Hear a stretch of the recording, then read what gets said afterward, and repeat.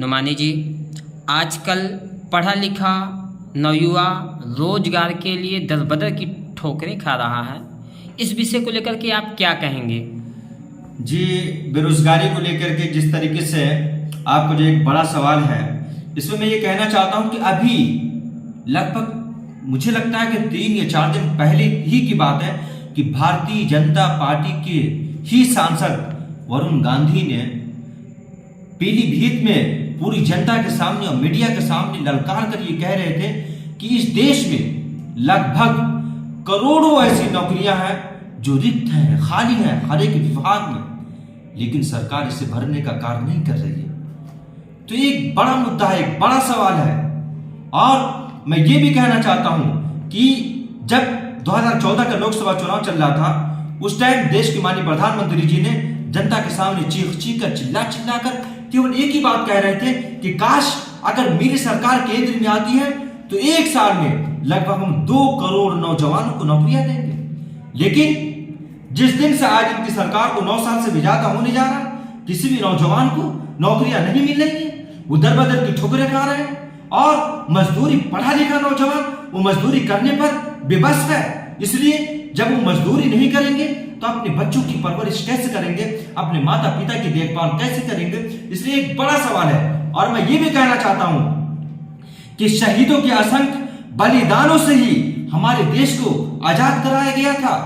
भगत सिंह जी ने एक सपना देखा था, एक ख्वाब देखा था कि इस देश में आजादी आने के बाद मेहनतकश किसान मजदूरों का राज होगा, हर किसी को रोटी, कपड़ा और मकान मिलेगा। लेकिन अब मेरे प्यारे दोस्तों, यह हमारे हिंदुस्तान के बाशिंदों, उनका यह सपना पूरा नहीं हो सका।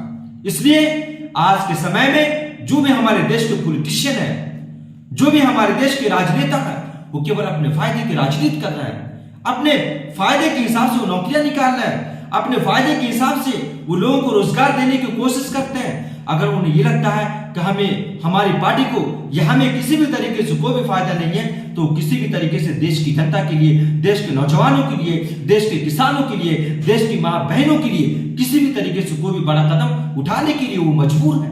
इसलिए देश के माननीय प्रधानमंत्री जी को और विपक्ष के नेताओं को ये चाहिए कि हमेशा नौजवानों की आवाज को ललकारे, हमेशा संसद में आवाज, किसानों की आवाज को, नौजवानों की आवाज को, बेरोजगारी की आवाज को। और आज आप देखिए कि भ्रष्टाचार किस तरीके से चरम सीमा पे है, आज महंगाई किस तरीके से चरम सीमा पे है। आखिर इस आवाज को कौन बुलंद करेगा? आखिर इन समस्याओं को कौन दूर करेगा? इन समस्याओं को दूर करने के लिए केवल केंद्र की सरकार है और स्टेट की सरकार है। लेकिन ना तो स्टेट की सरकार सोच रही है और न ही केंद्र की सरकार सोच रही है कि महंगाई कैसे खत्म किया जाए। जो पढ़ा लिखा नौजवान वो दर बदर की ठोकरें खा रहा है, उसे रोजगार कैसे दिया जाए, इन सब मुद्दों पे किसी भी तरीके से बात नहीं हो रही। आप देखिए किस तरीके से संसद भवन में एक सांसद को गाली दे रहे हैं। जहां रोजगार की बात होनी चाहिए थी, जहां स्वास्थ्य की बात होनी चाहिए थी, जहां शिक्षा की बात होनी चाहिए थी, वहां बात नहीं हो रही है। वहां केवल धर्म की, जाति की बात हो रही है। इसलिए इन सब मुद्दों पे, अगर इन सब मुद्दों पे ही केवल बात होती रहेगी और रोजगार की, स्वास्थ्य की, शिक्षा की बात नहीं होगी, महंगाई की बात नहीं होगी, तो हमें ये लगता है कि आने वाले दिनों में, और देश की जनता को भी महसूस हो रहा है कि आने वाले दिनों में हमारा देश बहुत ही कमजोर होता चला जा रहा है। केवल चिल्लाने से या चीखने से ये बिल्कुल नहीं होगा कि हमारा देश बहुत ही तरक्की कर रहा है, हमारा देश बहुत ही बुलंदी पे जा रहा है। केवल कहने से, लंबी लंबी बातें करने से नहीं होगा। उसके लिए जमीन पर उतरना पड़ेगा, उसके लिए संघर्ष करना पड़ेगा, उस आवाज को बुलंद करना पड़ेगा।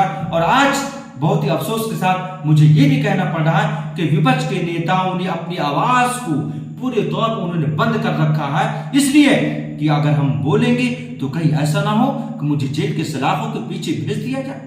इसलिए विपक्ष के नेताओं को भी कहना चाहता हूं कि आप बिल्कुल मत डरे। देश की जनता, देश का युवा, देश का किसान, देश की मां बहनें आपके साथ हैं। आप हमेशा अपनी आवाज को बुलंद करो और इतनी बुलंद करो कि सरकार को झुकना पड़े और सरकार को मजबूरन युवाओं को रोजगार भी देना पड़े और बहन बेटियों की रक्षा भी करना पड़े। और किसानों की जो समस्याएं हैं, जो गंभीर समस्या है, उन समस्याओं पर भी सरकार को सोचना उनके लिए मजबूरी बन जाए। इन सब मुद्दों को लेकर के आज हमने आपके सामने ये बात रखी।